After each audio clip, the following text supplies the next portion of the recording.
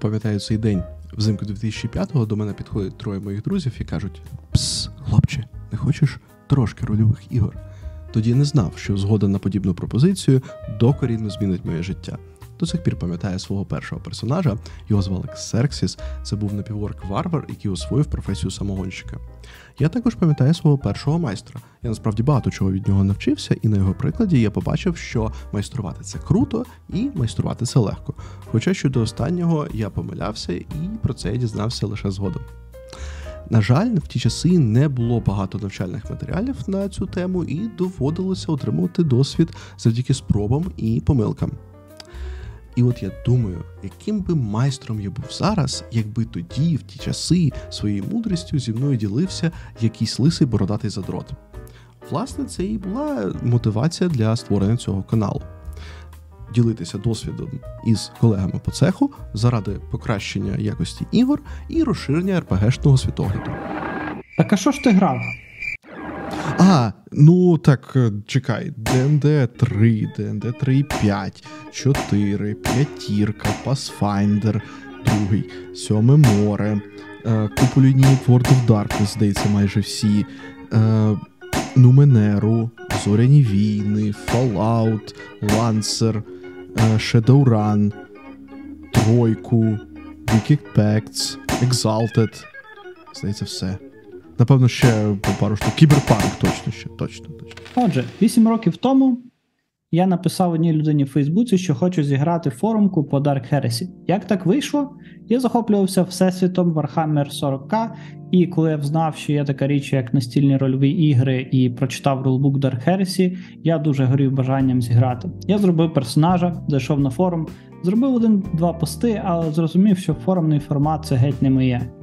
Після того я відкрив 5-ту редакцію D&D для себе, і оскільки серед моїх знайомих не було ні гравців, ні майстрів, а я дуже прям хотів зіграти, мені довелося стати майстром, і я робив це з задоволенням.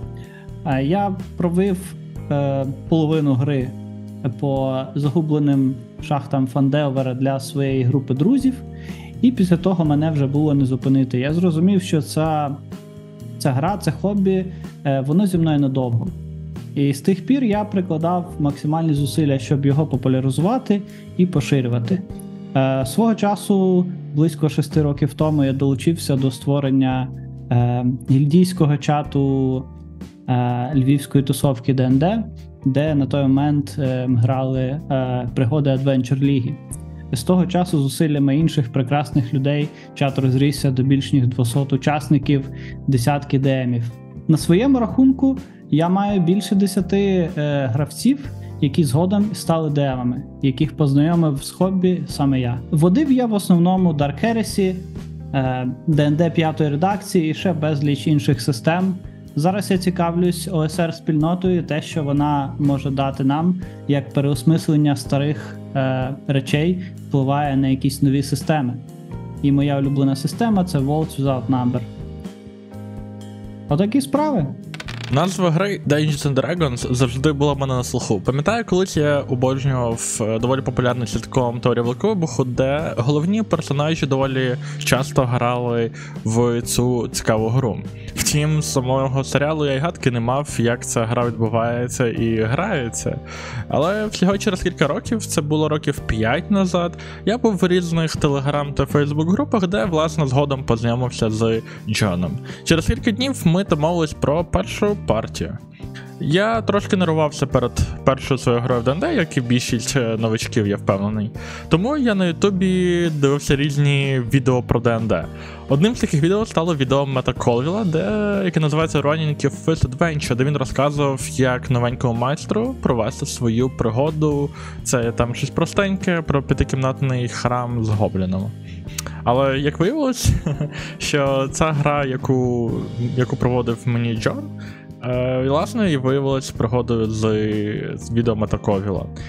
Це не зробили менш фановою, і знайомство з ДНД в мене пройшло прекрасно. Після цього я доволі часто грав в нашій тусовці ДНД, де в нас було приблизно 100 чи 150 активних людей, з яких було різних 10 чи 15 майстрів.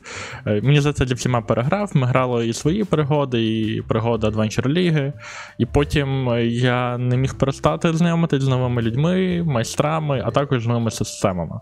На ДНД мій шлях майстра не закінчився. І ніщо так не гріє моє ДМське серденько, ну і не тільки ДМське взагалі, як кількість людей, яких я привів в це прекрасне хобі, і які в ньому залишились і почали майструвати або навіть приводити своїх людей.